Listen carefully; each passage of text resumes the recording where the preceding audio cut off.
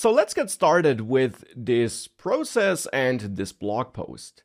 And the first step, of course, is to plan this blog post and to, for example, come up with a list of keywords that should make it into the blog post, both to make sure that the blog post is optimized for search engines, but also to give us, and in the future also ChatGPT, an idea of what should go into the blog post, which important concepts and keywords should be covered.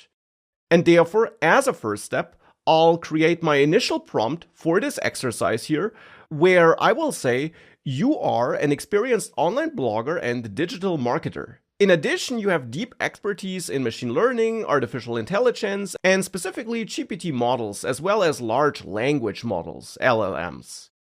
So I'm setting a quite complex role here, which already includes some important keywords, which I know should be covered in this article, since the article will be about ChatGPT, and since I already know that ChatGPT and those GPT models in the end also build up on those large language models.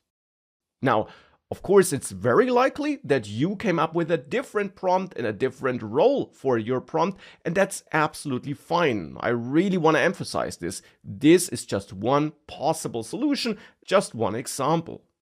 Now, with that role set, I then continue with the main goal.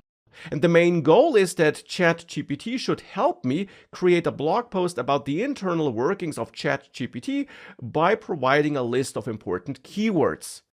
So the goal is not yet to create the final blog post, that will follow later, but instead the main goal for now is to give me that list of keywords. Now then, thereafter, I add more context to this prompt. The blog post should describe which models get used internally by ChatGPT. It should explain how those models were trained. All key concepts should be explained for a non-expert target audience. So here I'm providing some essential extra information to ChatGPT, for example, regarding the target audience.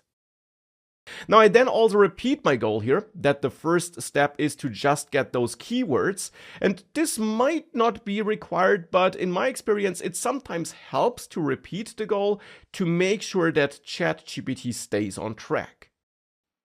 Now thereafter I use the ask before answering technique about which you learned by adding this phrase, this sentence here to the prompt. Before answering, ask any questions that help you provide a better list of keywords. And I'm doing this to make sure that I'm not missing any crucial information here that would allow ChatGPT to give me the best possible list of keywords. And of course, I could refine the list of keywords ChatGPT gives me with follow-up messages, but here I'm going for the ask before answering technique instead. With that, we can send this prompt to ChatGPT, and here, in my case, it indeed does come up with some follow-up questions. Again, that's not necessarily the case for you, and the questions it does come up with might be different for you. But here, for me, it comes up with these 3 questions here, where it asks me whether I'm looking for keywords related to the technical aspects, its applications, so where we can use it, or both, how detailed the explanation of the training process should be, and if I have any preference for specific GPT models like GPT-3 or GPT-4. Now I'll answer by simply saying that for the first question, I'm interested in the technical aspects. For the second question, it should be very detailed, but keep in mind that the audience has no technical ML or AI expertise. So I want a detailed explanation, but it should be an explanation that can be understood by an audience that doesn't have a deep knowledge of the topic. And for free, doesn't matter. And with that, I clarified these questions, and with that, ChatGPT now goes ahead and gives me a list of keywords that should make it into the article and that in general describe the key concepts that should be covered by the article. And that's of course also a great first step to go through when planning such an article, because this list of keywords then also allows us to optimize the list and optimize the article. If I, for example, know that the article should not cover unsupervised learning, I could tell ChatGPT to remove that keyword if I wanted to.